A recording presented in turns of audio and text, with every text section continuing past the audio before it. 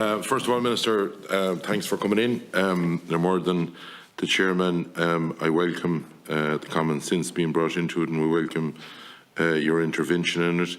A few questions. I've seen administration go up there, I think something like 25 or 30%. Could you explain that one to me? Where are you looking at in particular there? I was looking at under, say, administration costs. I'm going to get it here in my. Yeah.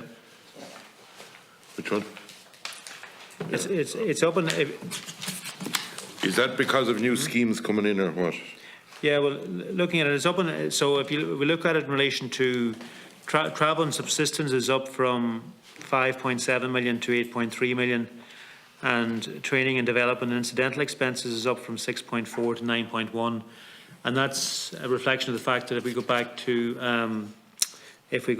last, or the year that was just passed, the impact of COVID and the impact on activity, and the expectation that will be getting back to more normal business over the course of this year. Laboratory services. No, it was, just sorry, Minister. Administration non-pay was going up 43%. That's what I was trying to fathom. It's on table 4 on programme B.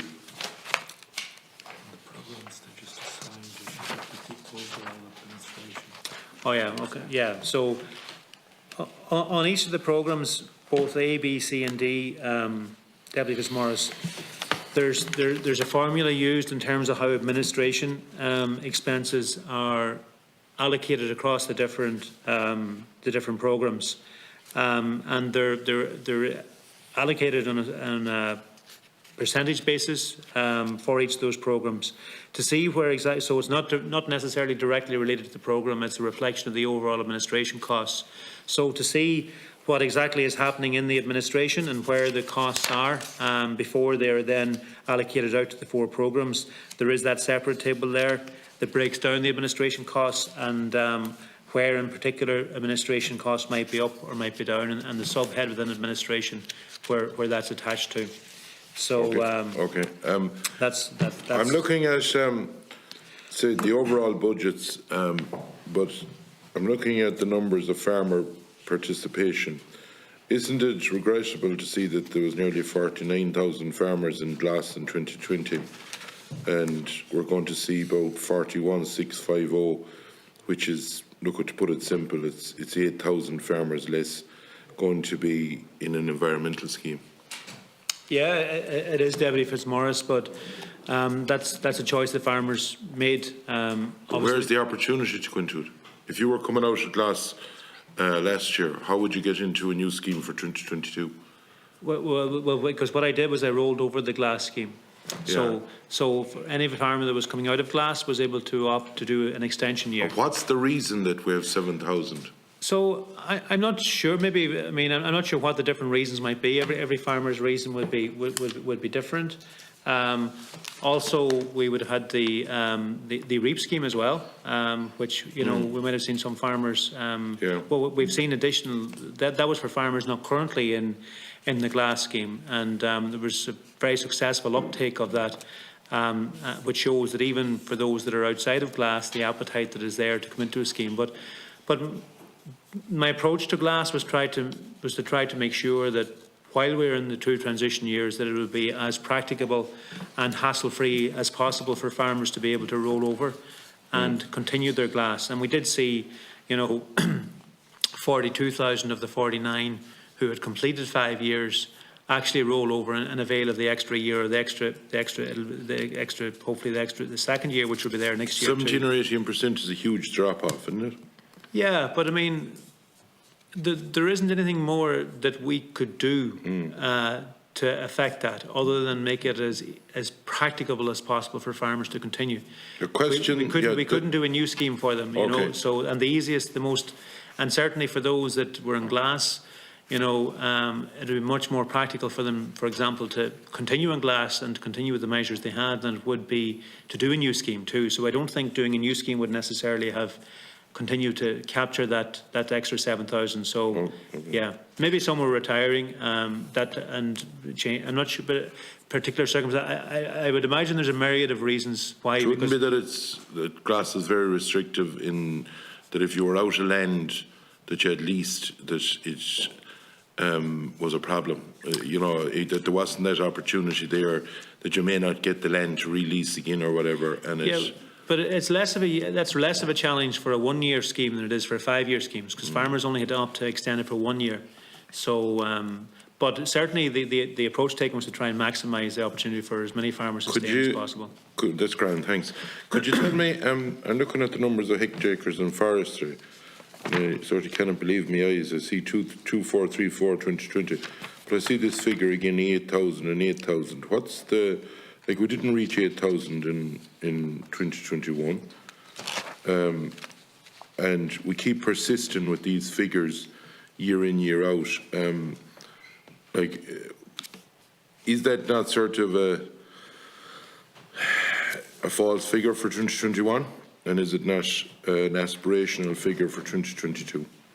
Well, listen, we didn't plant as much forestry, without a doubt, as we would have liked to have seen last year. And as you well know as a committee, because it's something you put a very strong focus on, the challenges we had with licensing, and which over the course of the last year we have been working our way out of. And thankfully we're in a situation where we are gathering momentum and making a real impact, and we will see real significant progress over the course of this year in that too. We had, I think it's somewhere under maybe about 605 to 500 and something, I think. Just trying to look at the figure here, but in terms of actual afforestation licenses last year. And that's just under, that equated to about 8,000 hectares. There was licensed. Afforestation? It was about 550 licenses, forestation licenses granted. We're at 4,000 or 3. We said we'd reach. But the actual planted, the amount planted would have been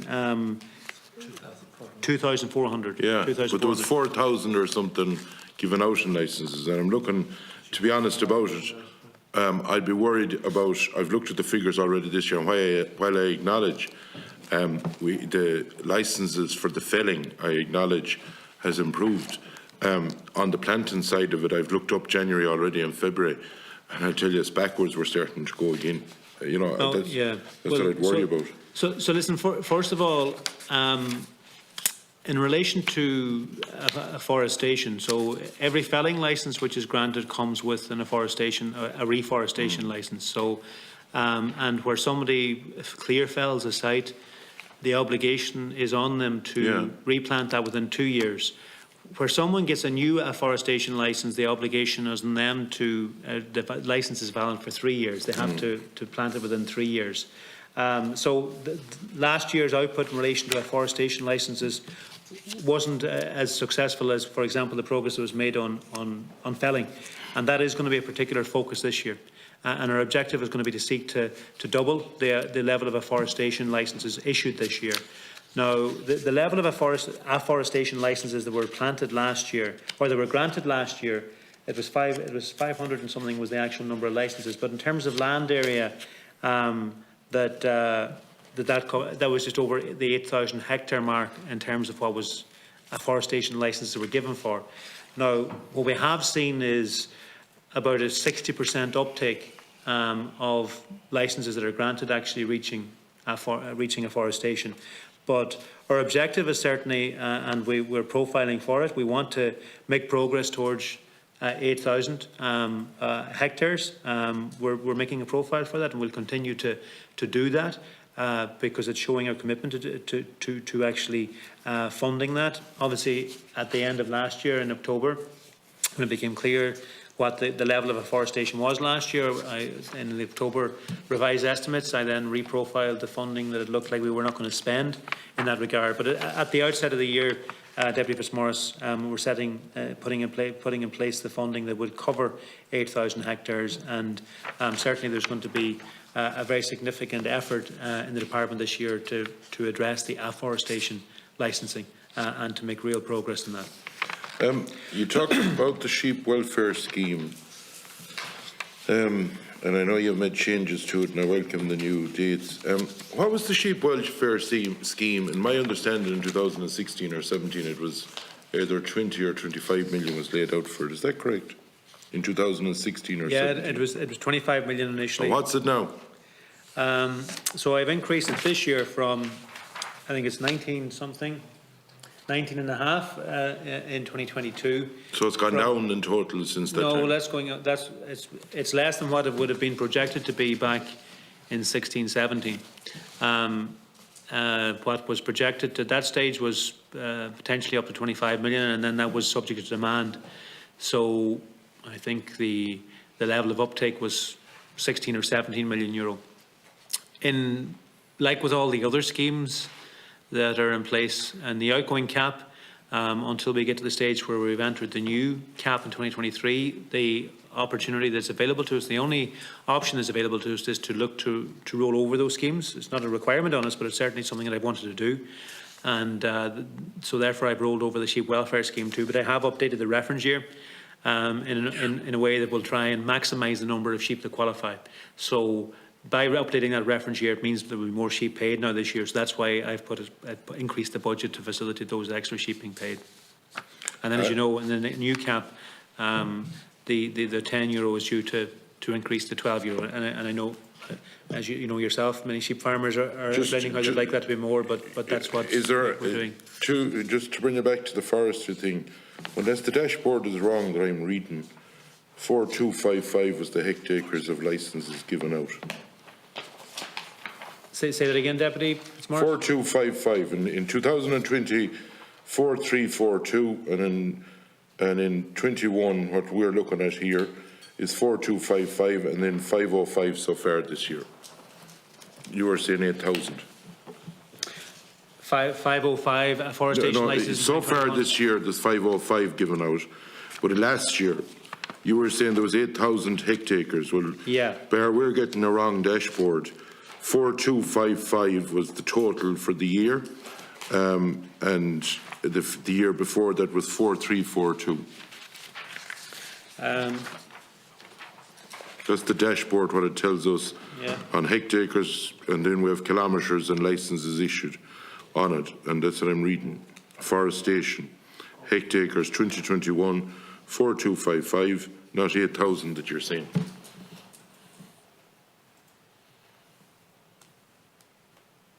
Yeah, that's what you have there is indicating, all right. I was working from memory from a briefing I had in the last couple of days, and my briefing was that 550 was amounting to 8,000, just over 8,000 hectares, Deputy Fitzmaurice. But yeah, that's what that table there would clearly indicate. Yeah. So it's about half what you have down in the 2021. Yeah, no, I know that. Yeah. So the 8,000 overall, the 8,000 hectares is a target, and is our target. Our plan for this year, for 2022, is to seek to double the afforestation licences that will be issued, and also at the start of the year, given our level of ambition, we're profiling the level of funding that would meet that ambition. But as the year evolves, we'll closely monitor it, and depending on what the drawdown is, Deputy Fitzmaurice will adjust that, but certainly at the start of the year, we're putting in place funding that would match the ambition that we have. A few quick questions, because I don't want to take up everyone's time. Look, the money is the money that's laid out. We're not going to change it here, because no matter what we do, it's going to be the same. So there's no point in holding you all night. There's a few things that I'd ask you, Minister. I was just looking up, actually, we got a few phone calls over the last few days from people about the slurry, and next year, from what I can see, you know, most farmers will need to be doing the less system, going by the nitrates regs and all that. All I can say to you is that the gear is costing, I was looking at gear actually, what it costs, and, you know, 50 to 80,000 to get in the gear. My honest opinion is that if you don't talk to the likes of the contractors or the FCI, there could be a problem in a lot of areas, in my own opinion now, and that's talking to farmers in different areas. In the line of the TB Minister, there seems to be a question or a debate or a disagreement with the organisation or the different groups about who pays for what tests. Is that issue resolved? Because it's very important that you know, there's an agreement on that. And am I right in saying that the budget this year, is my final question, that I was looking at there from Europe, is something like 28 million less than in 2022 target budget for EU direct payments is going to be 28 million less than it was in the target of 21. Am I right in that? 1190, 1162. Am I? Maybe I'm. You're talking in relation to TAMS, Deputy Fitzmaurice? No, EU. I'm talking about different things. I'm talking about the last thing I'm talking about is the EU direct funded direct payments. At the very last thing of your presentation. Yeah. 1162 and 1190. So that's 28 million of a deficit. Am I right in that? And am I right? And the other thing I talked about was basically the slurry, straightforward things. Okay. Just my answer, the Minister, just to support Deputy Fitzmaurice, agricultural contractors will spread the vast majority of the slurry around the country. And like the machinery machinery that's being required now is expensive. And we had him in with us here last week. It was last week, wasn't it, lads? Yeah. Well, I'm in here with us last week, and they made a very, very strong case to be made eligible for TAMS. Okay. Yeah. Okay, Minister. Yeah. No problem, Cahirla. Yeah, you're correct in that. Do we have an answer as to why that 28 million is different there? Yeah, but it's the output target for 2021 is different from the output target for 2022. Yeah, we'll check that, Morris. I see there in relation to the 2020 outturn, it's the same as what the 22 output target is. So 2021 was the first year of the new 7-year programme.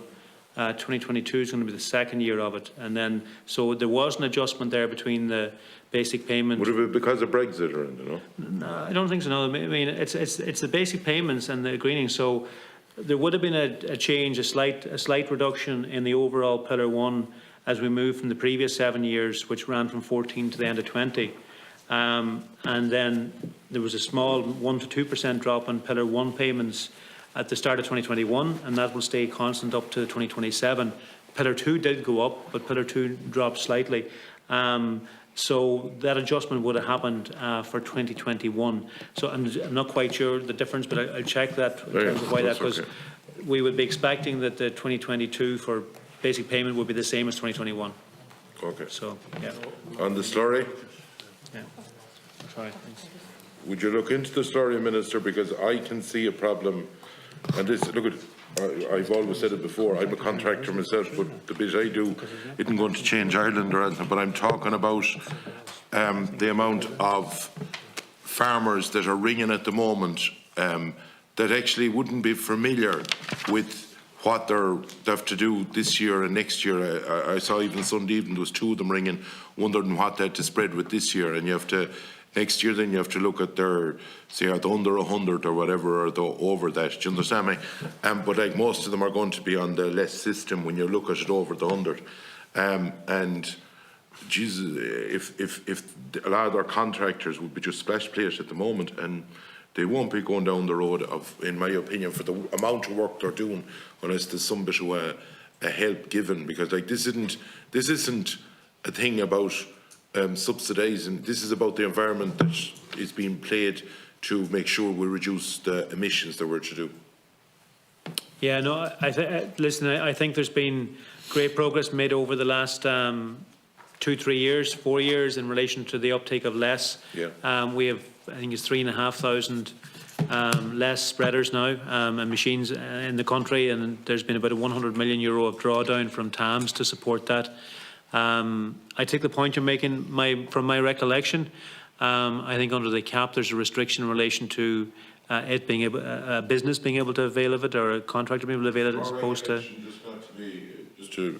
And from what the FCI put to us last week, other countries were able to get round it under the Rural Development Plan.